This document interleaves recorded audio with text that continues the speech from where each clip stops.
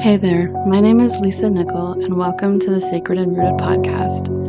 On this podcast, we explore a wide range of topics from how to deepen your connection with the divine to how to make your day to day life feel more meaningful and joyful. Through mindset, spirituality, cyclical living, and my personal favorite, meditation. My wish for you is that you live a life you are excited about on a soul level, where you feel grounded, divinely powerful, and most of all, free to be authentically you. I hope you enjoy the show.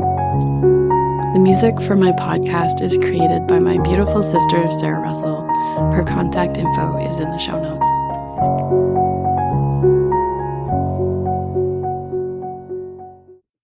Hello. Welcome to the podcast. This is Lisa. I have my candle lit here and I'm all ready to go. This is the third part in a 3-part series, all about why meditation is so awesome. So the first part was why meditation is so awesome for your mental and emotional well-being. And the second part was why meditation is so awesome for your physical body. And this is the third part, which is why meditation is so awesome for your spiritual health and well-being. And so let's just get right into it. So a little backstory too, just to get the full context of meditation and how it's been a part of like human lives for ages and ages and ages. So the word meditation stems from the Latin term meditatum, which means to ponder. And so by practicing meditation, we become more aware of how our mind works and how thoughts are connected to feelings and behaviors. And so that's part of the reason why I wanted to do this 3-part series, because it really is a mind, body, soul connection. Like we have all these aspects to us. And meditation speaks to them all. And it's incredible. And it's such a powerful tool. And a lot of times I don't think we give ourselves credit at all, or enough credit for just how powerful we are as human beings, and then also as like energetic beings. And so these 3-part episodes, I just want to make sure, hopefully I got my point across, to just reinforce the power of this practice and how it can really, expand out into your life in ways that you can't even imagine. But all good ways. So I guess the first one, this is obviously not like an exhaustive list of any sort. But I, obviously had to start somewhere. And for those of you who may be listening thinking, I'm on the fence, I never tried meditation, or, too many people meditate now, like I just don't think it's for me. It's too popular. I don't know. Any reasons you have. Mainly, I think probably people just feel too busy and like it's not going to be enough of a benefit for the time it will take. And I did have a conversation with a coworker, or I guess it's not a coworker, it's like a peer in the industry um, that I work in. I do work as a structural engineer, and uh, he didn't realize I was a meditation teacher, and so he had made the comment that like it's so interesting that you have this quirkiness to you, as if the meditation is some kind of like novelty side thing. And I said to him, I said, I would not be able to show up as the boss that I am at the office, as the leader that I am at the office. I wouldn't be able to do my job as well in any aspect of my life, engineering, parenting, romantic partnering, whatever, as well as I do if I didn't meditate. And so the meditation for me is like the groundwork. It's the foundation of my success. And it's completely imperative. There's no way that I would feel myself or feel as intentional, feel as present in my life if I didn't meditate on a regular basis. And so I want that for everyone. I want people to understand that there is a lot of power that you can bring forth in your life, and a lot of intention and a lot of presence that you may not be playing with fully at this point. And so, if to just give it a try and see what kind of magic happens, because I guarantee you it will change your life for the better. And it's something that, you can carry it with you. It's free. Like, you can get into a practice and anywhere you are on the planet, any time of day, any place, anything. You don't need you can sit on the grass, you can sit in a corner, you can sit in the bathroom, you can do it anywhere. And so to just understand the flexibility of that, and also the power of that, because then it's at your fingertips no matter what. Excuse me. So yeah, so the history of meditation, a super brief history, just so that the context is laid, for all the spiritual benefits that we're gonna, of course, go through later. Um, Originally, meditation was done for basically the exploration of the universe and for mystical experiences. And now it's used more for, reducing stress and to increase self-awareness.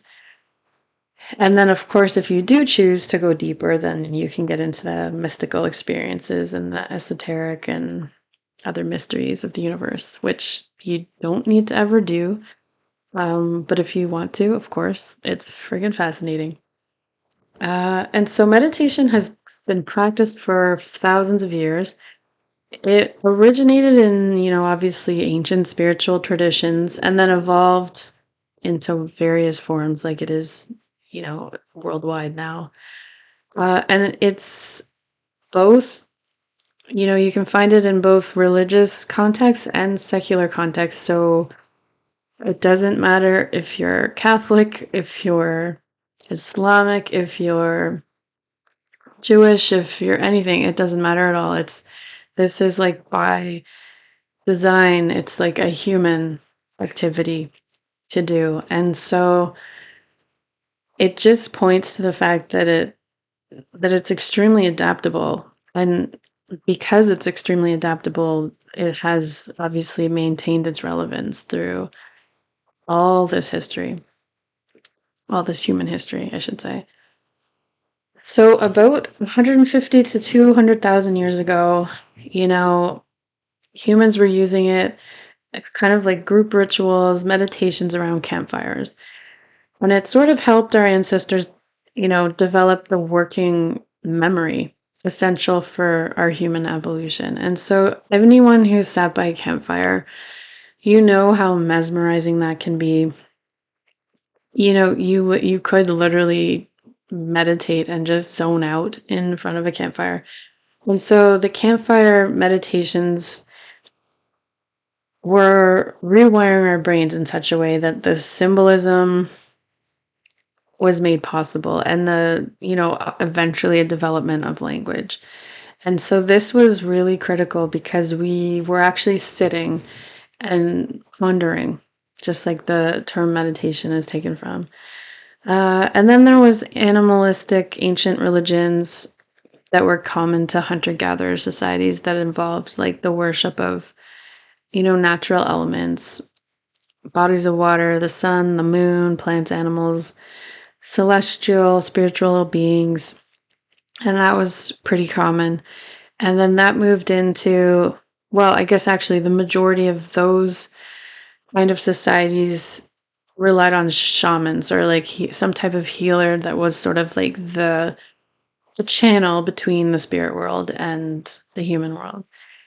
And so there was guided meditations, originally called shamanic journeying, where, it would be guided. And so you could just sort of zone out, listen to the healer or the leader's words, the shaman's words, and allow yourself to be taken into other dimensions, other areas, other realms, um, to experience other aspects of yourself and the world, and not just the 3D.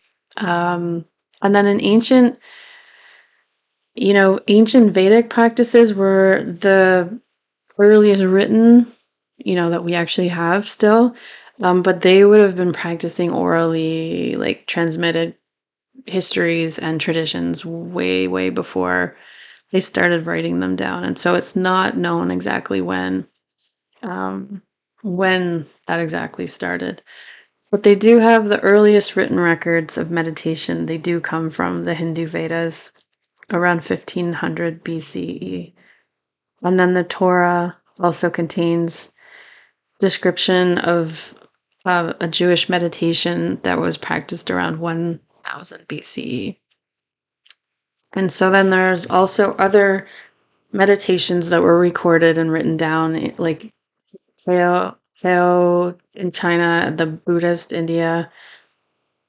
Those were 600, 400 BCE. And so it's proposed, I guess, or thought that meditation kind of emerged as a natural human capacity based on introspection and like pondering. And it's similar to, the way humans in different groups all over the world, they all figured out, how to cook, how to use fire, how to, there's inventions and different things that people used that kind of came online along the same time frame. And it was almost like it was in the field of energy in the world. It's not that anybody, went to go visit anybody over there and then talked about meditation or talked about how they're lighting fires and figured it out like that. It's just in the energetic field, it seemed like fire was on people's minds, and that's, it became a thing. And, then cooking was a thing. And so that meditation was almost like a natural evolution based on the fact that we were becoming more thoughtful, more reflective. Our brains were wiring at a more detailed level, I guess. I'm not sure how you would explain that properly, but that's how I think of it. Anyway, so that is the super short story of meditation. And just so you can kind of see that it's always been part of humanity, and it's been a tool that we've used to improve our lives for thousands, hundreds of thousands of years. So back to the spiritual benefits of meditation. Number one, it gives you a wider perspective. And by this, I mean, we can get caught up in our lives very easily. I mean, we come by it honestly.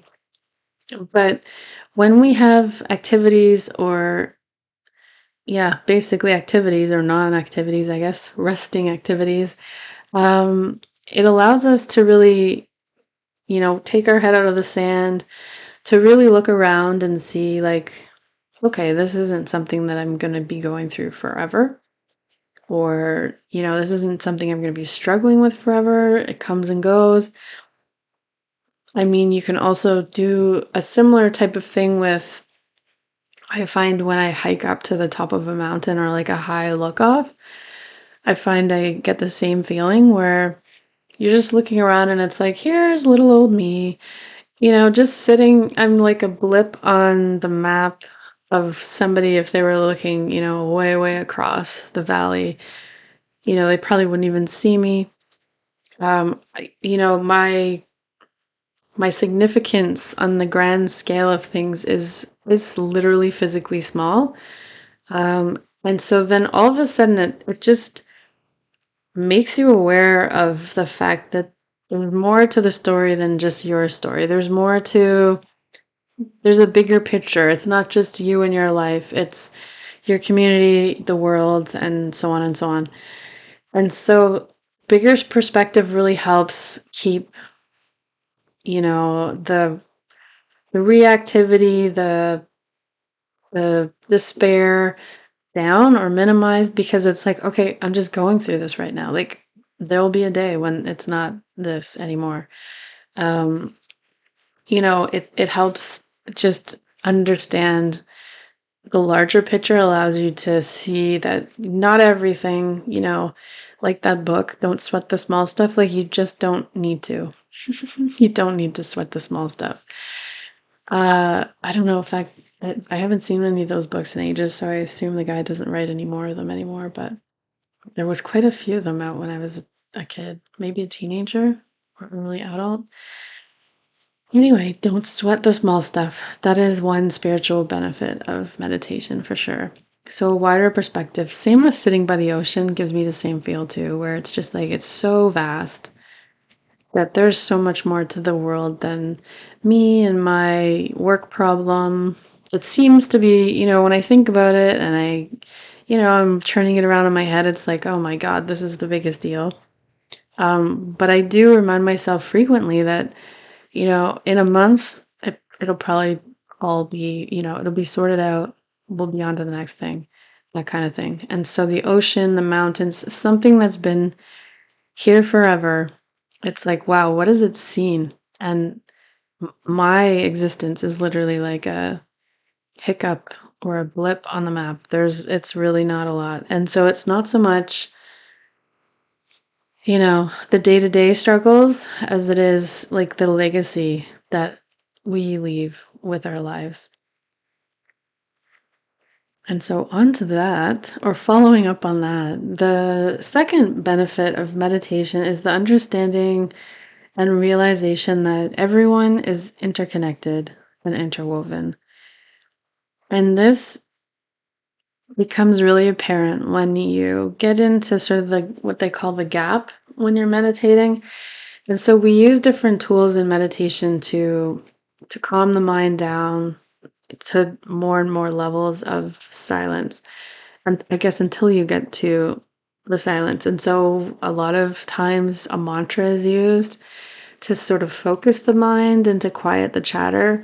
And then once you are into the silence, you just naturally drop the mantra. And so as you're floating around in space, and you've let go of all the ego roles, all of whatever you think you are, there's literally like it's just you, and you are just your energy. And it's nothing like your body, there's nothing. And so at the same time, it's amazing to know that you're then so expansive that you are also at the same time as you are nothing, you are everything. And that is, I'm just getting tingles even saying that. And so it's not that you're nothing, it's like the ego, all of the physicalness, everything is, kind of out, and you are now completely expansive and irrevocably and like just tied to every other thing that's on this planet in the universe. And so when we experience that, it becomes so clear that it is like it's a fact that we are tied to everything. Even Mother Nature beautifully, exhibits this every single day of our lives. There's cycles, there's impacts. I just actually watched a really powerful movie called oh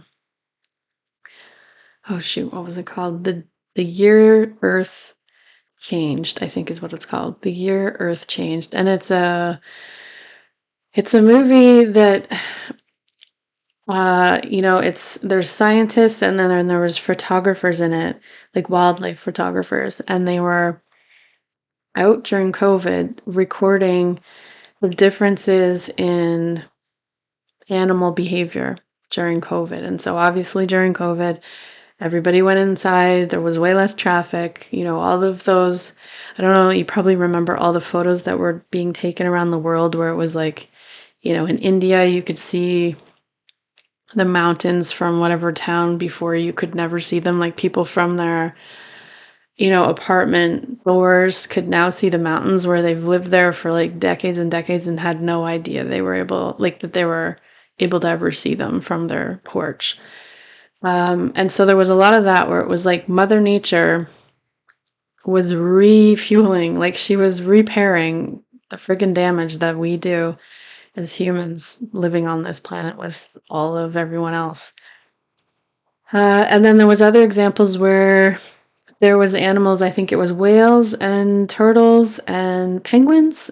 They all had reduced um, had reduced birth rates over the last decade or two, and COVID was where they saw a sharp uptick in birth rates and birth survivals. Like so the babies, whatever you call them for each species, but they were living longer, they were surviving, and not only that, they were like actually just having more babies, and so the odds of everything was just better, right? And that was due to the fact that there was, I think in the case of the turtles, there was just no people on the beach, and so they could actually walk, crawl up the beach, lay their eggs, and then come back into the water, and nobody was stepping on the eggs, no one was interfering. They weren't, not doing it because there was so much activity on the beach already. And then I think the penguins, what they do is they swim into the water, get their fish or get their, snacks for their babies that are on land. And so they have to be able to come down onto the beach into the water and come back up and bring all of their, like their little fishy catches in their mouth, I think is where they keep them.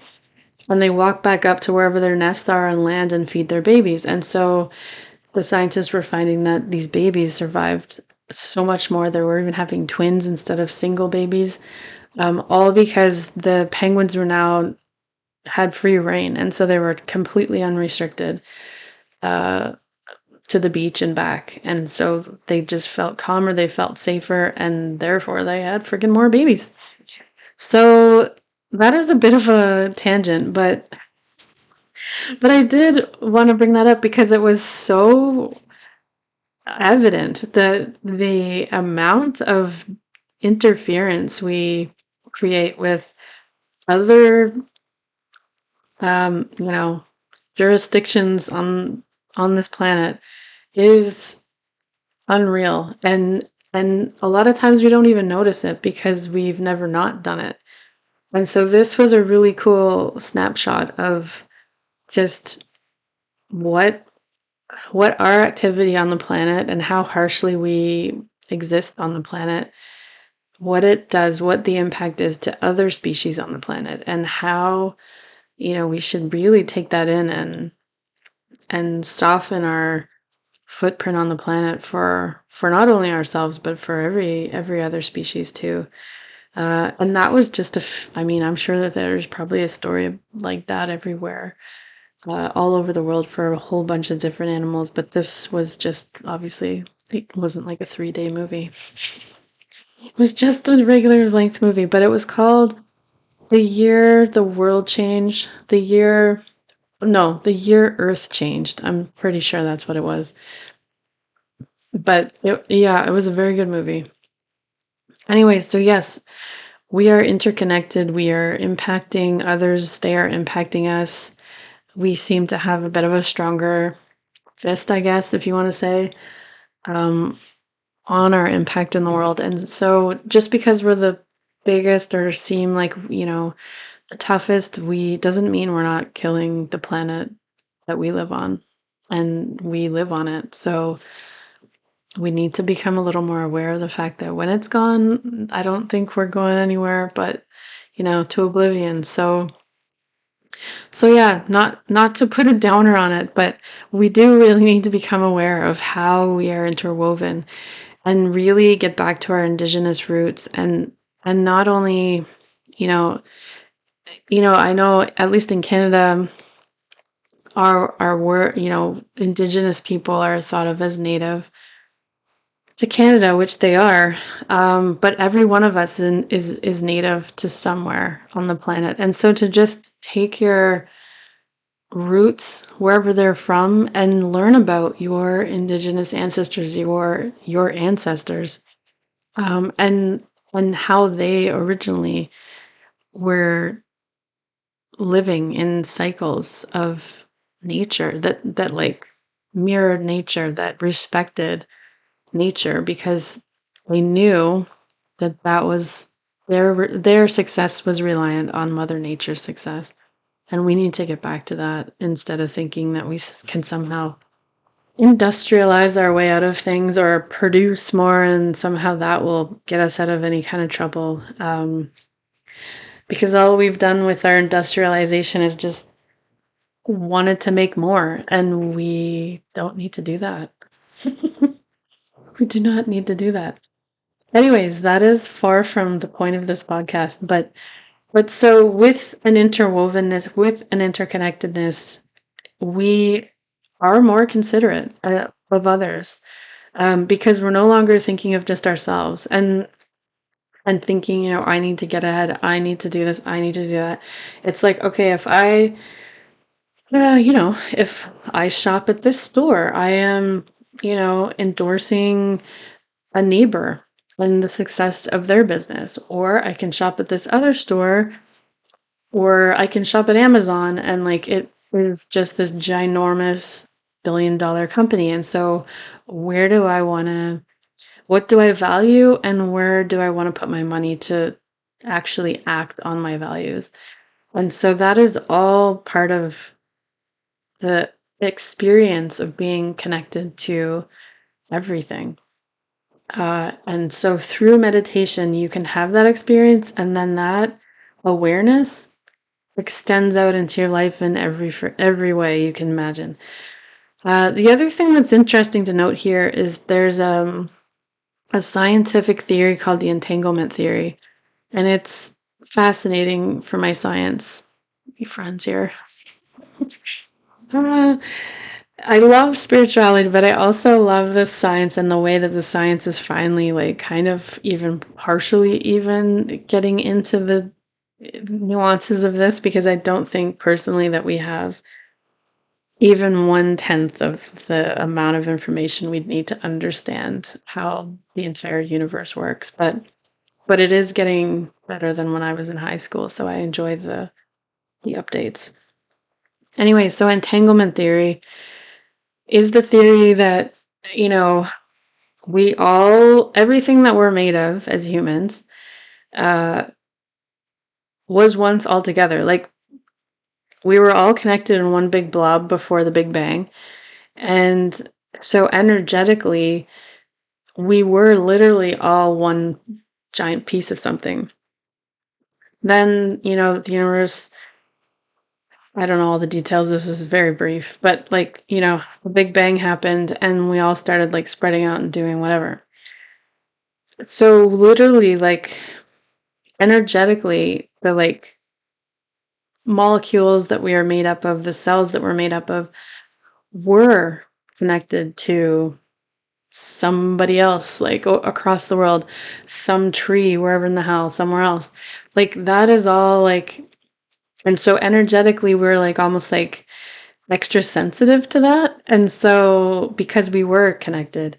And so, this is, all just fascinating to me as far as, the other facts of life, where it's like, okay, if we can pray for somebody across the world and we can make an impact, they can feel that. You can do Reiki, distance Reiki, and the person will feel it. It doesn't matter how far you are from them.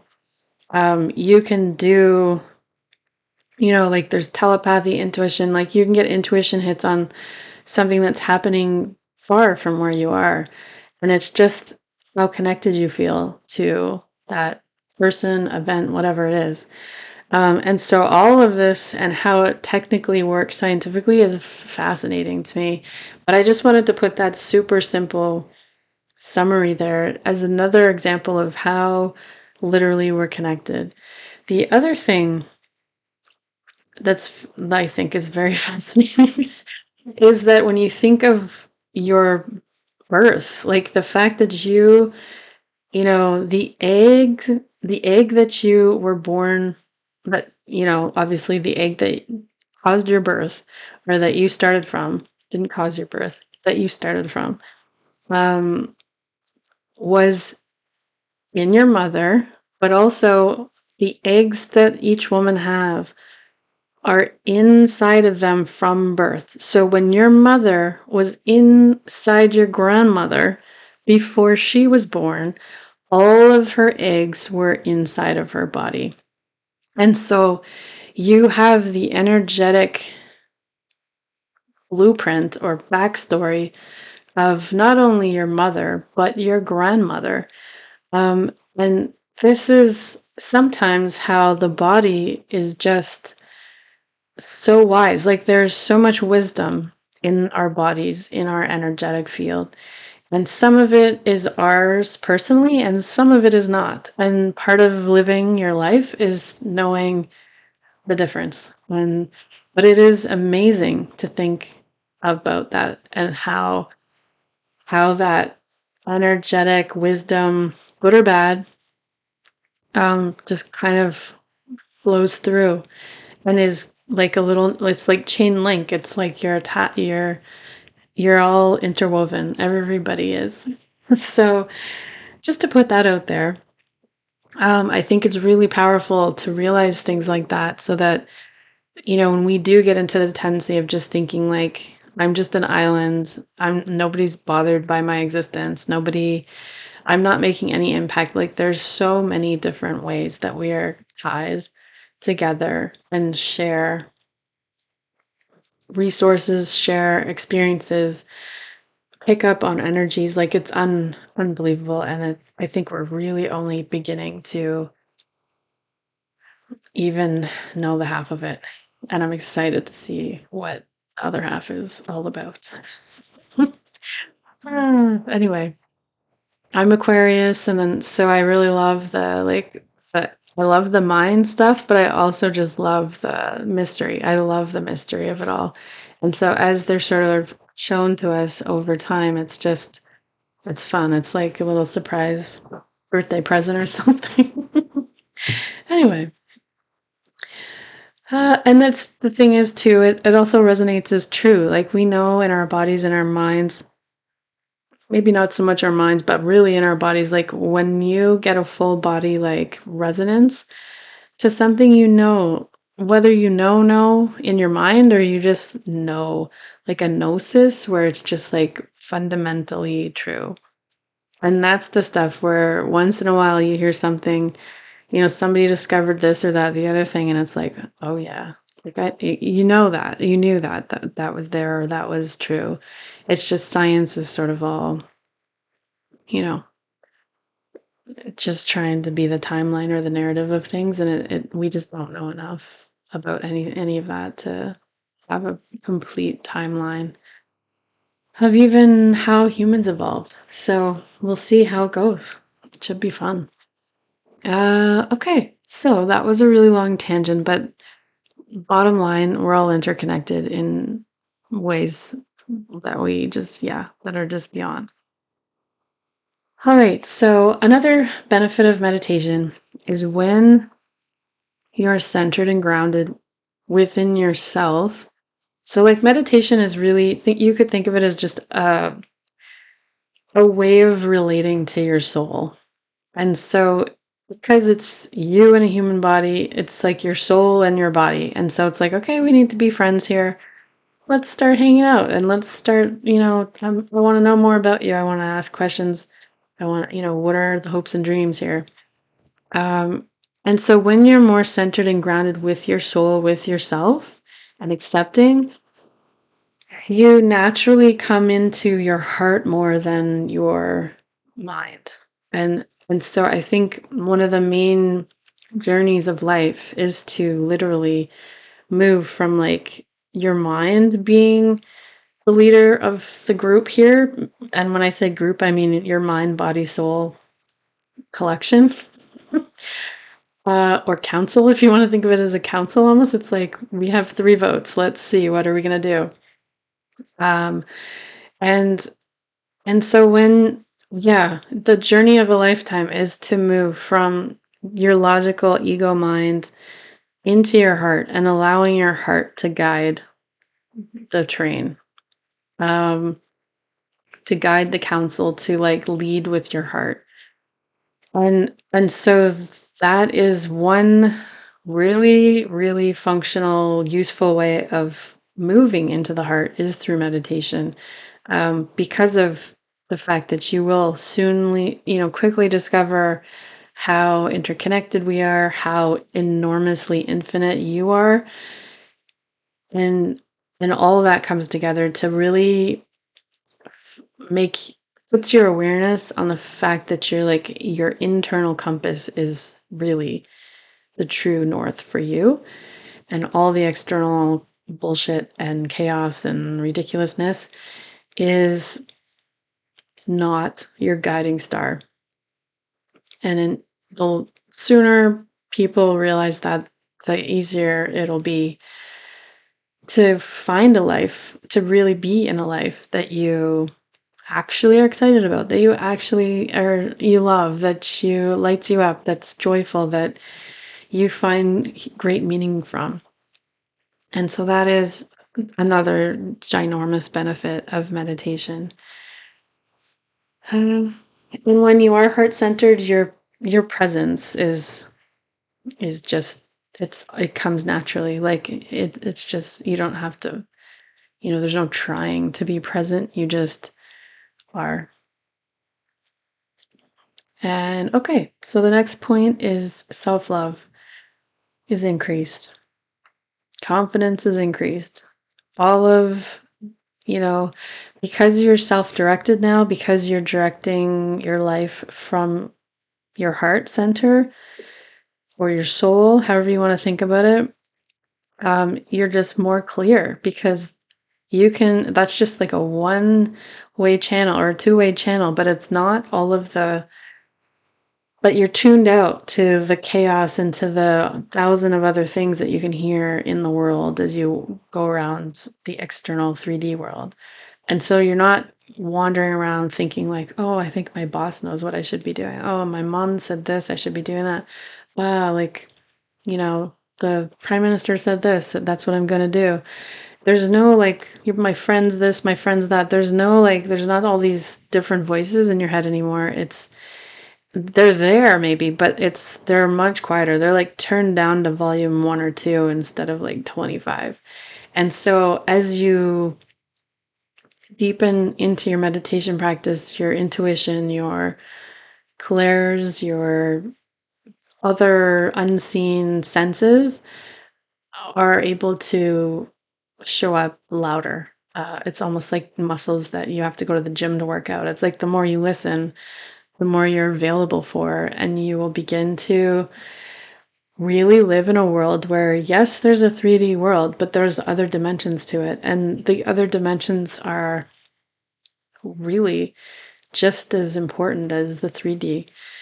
The 3D, in fact, is the manifestation of the rest of them. And so if you have the inside right, I think this is an Eckhart Tolle thing.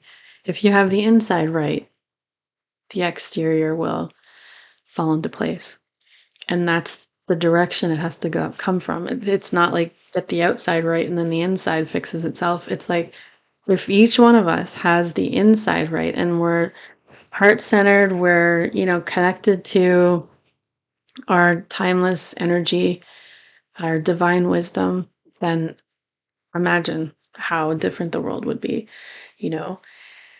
It's just, it blows my mind. It's so exciting because the potential that we have as humans on this planet is absolutely magnificent. It's going to be amazing, but it is a little bit of a slog, to put it lightly, right now, as far as just really making the changes that need to happen. And it's too bad, but it is where we are right now.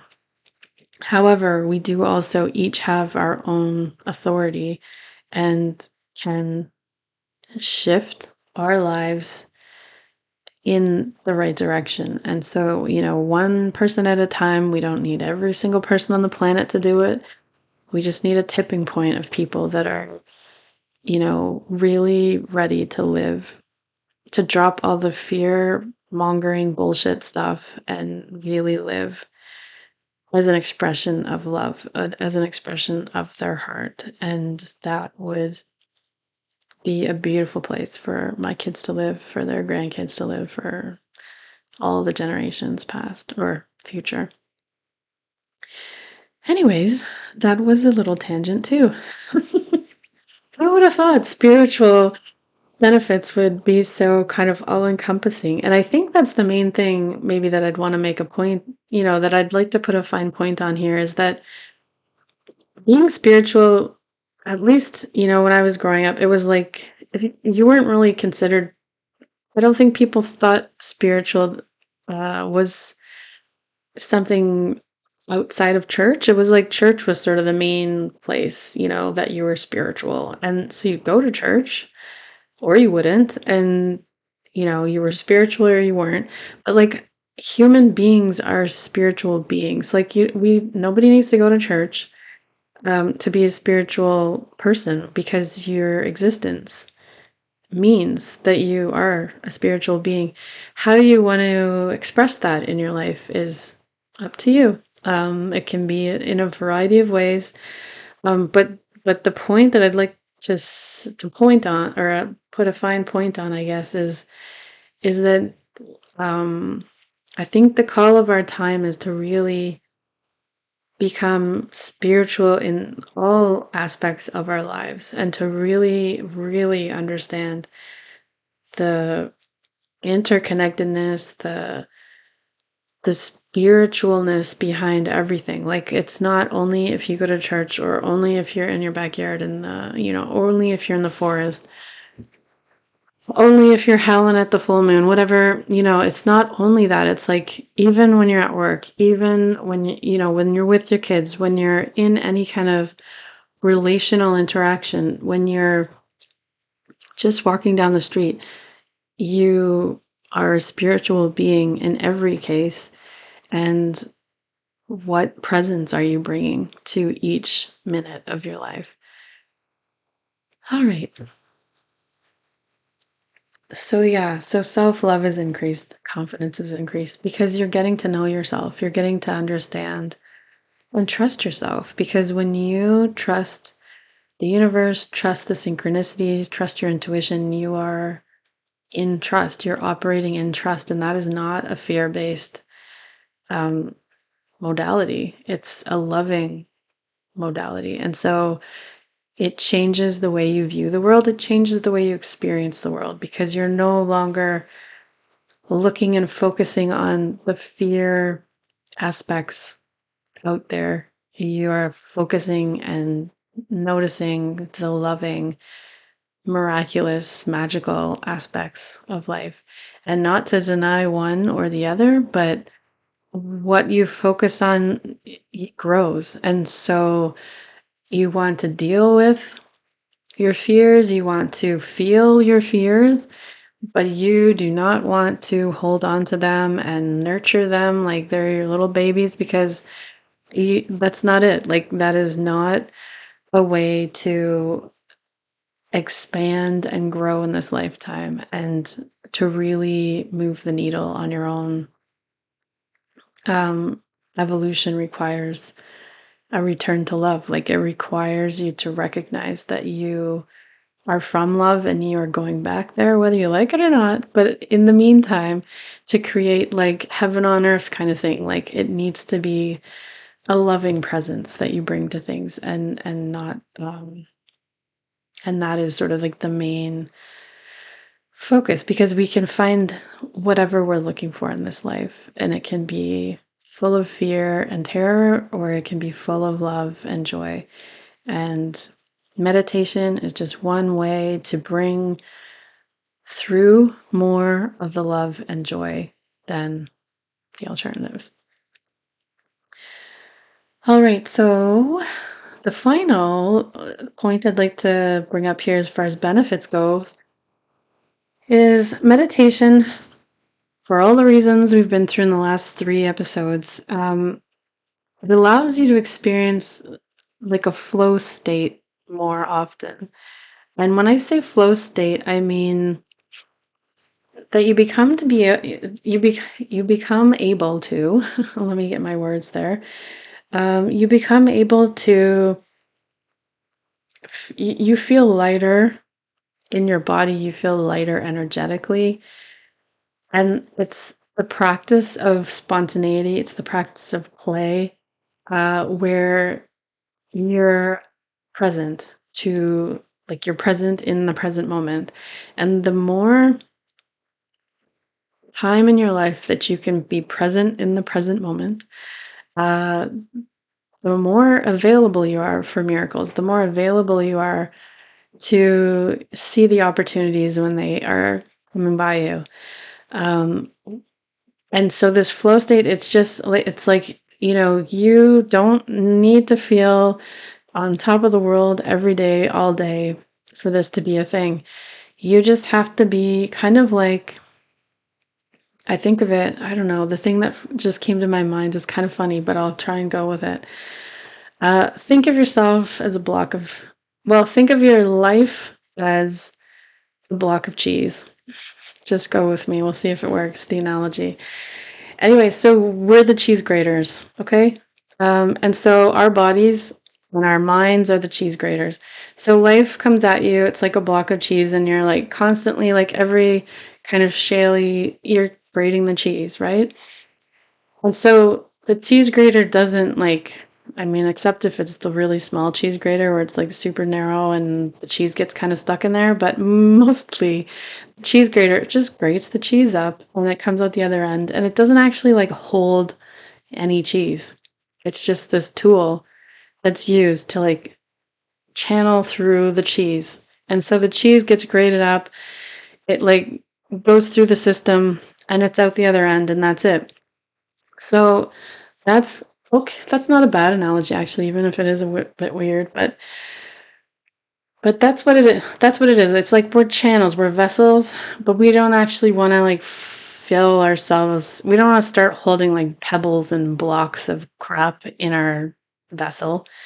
We want the vessel to be clear of any kind of stagnant residue, stress, anger, fear, anything.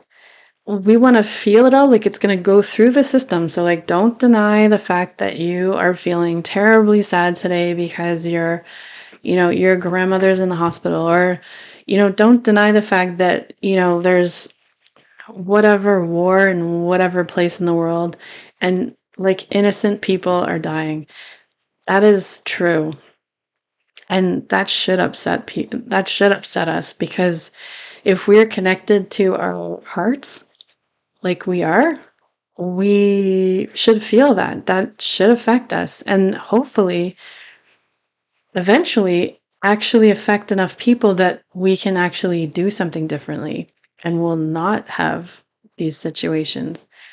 Being alive hurts on a lot of levels. Like, it's heartbreaking. And so the point, though, isn't to like store the heartbreak in the heart and hold on to it and be destroyed by it.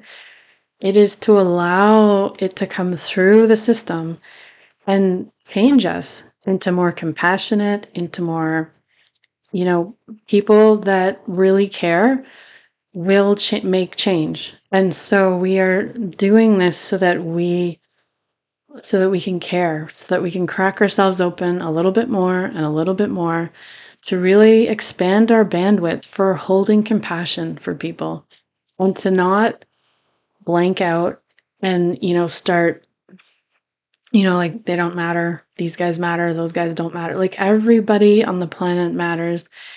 And so when we can really, really get that as an entire race, human race, that will change a lot of things. I know Marianne Williamson has this thing where she used to, I don't know, maybe she still does, but she tells this story where, she was praying to God and saying, like, the children, I think it was back in the day, not that it's not the same, but back in the 80s and 90s when I was growing up, there was a real push for like resolving hunger and starvation in Africa. And so that was sort of like that was in the news a lot. And so I think it was around that time when she was, praying to God, she was saying, like, what do we do? Tell me how to help them. What can we do? And she said the response was very simple. She says, the only thing I heard come back was, feed them.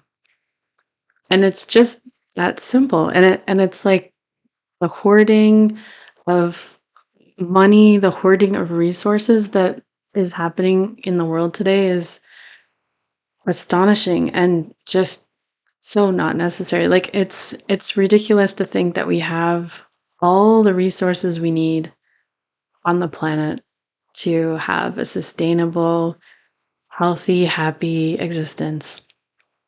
If only we could get our shit together and actually organize society that way. Um, and so that's just one example of the basic simplicity of it at times. It's like feed them. And and I think people are, maybe not, you guys, whoever's listening to this podcast probably isn't scared of the fact that people who are starving should be fed. But the people that are hoarding, the money, the resources are scared of losing their power. And it's because their power is sourced from an external resource, which is not a sustainable way of being in your power, which is, just the miracle of meditation too, where it's like you really deeply understand that your power is in your presence, is in your your inner divine compass, your inner intuition, however you want to think about it. When we are directed from the inside out, we are going to manifest a world that is entirely different. And that is going to maybe feel scary for some, but it's not going to happen instantly either. So there'll be sort of a titration of change and, adjusting. And yeah, my prayer for humanity is just that it doesn't take too long and cause too much suffering in the meantime. But it is happening, which is it's wonderful. But the people that are holding power and have historically held power, yeah, they've got they were putting up a pretty good fight as far as just wanting to have kind of like the last resounding, like, ah, no. Anyways, so that was a bit of a tangent, but yes, the spiritual benefits of meditation are like beyond obviously all the things I've mentioned. They're limitless. And it is something that as spiritual beings, meditation in our toolbox is a very, very good thing to have. And it's a very flexible, available, accessible skill to know how to invoke and to use and whatever's going on with your life. So I think I'll finish there. That was a bit of a long one. I do tend to get on a little bit of tangent when talking about meditation because it has changed my life in ways. It's made it feasible for me to do things in my life that I didn't really think. I know I wouldn't be able to do in the capacity and the quality that I do them in now. Um, if I had never come across meditation, started practicing meditation, trained to be a teacher in meditation just to like really deepen my skills and then, uh run courses, had clients, like it's just been wonderful. And so I'd love that for the world. And so yeah, if you did enjoy this 3-part series, please share it with your friends, with somebody who you think might get something out of it. And I am going to design an experience where I gather like some meditations and some self-care, and fuse joy in the whole thing so that we're really getting back and reconnecting with the joy that I think a lot of us either we're never connected to well, or even in the midst of all this chaos feel kind of guilty for feeling at times. And so we really need to cultivate what we want to create in the world. And so this is just my small contribution to that, and to make an experience so that people can really feel the change in their lives and really for themselves have their own personal experiences that are more meaningful for them than, any stories that I can tell. And so I'm sketching it out now because as I've been recording these, I've kind of had a bunch of hits of inspiration. Um, but yeah, when I get that actually finished out and kind of ready to go, it'll be my mailing list, like my email list. That's the first to know about it. So if you want to join my mailing list, you can just head to my website and sign up for that. My website address is lisanichol.ca, and I'll put that link to my website in the show notes too, so you can find it really easily. And that's it. I hope you enjoyed the 3-part series. I might do some more series like that because it is nice to have a deeper dive. Um, and yeah, I hope you have or continue or start uh, a meditation journey because it is a journey and it's one of the most beneficial things I think you can do in your life next to, say, like really good sleep, exercise, and diet. I'd put meditation right up there with all that. All right. I wish you a beautiful day, and I will see you in the next episode.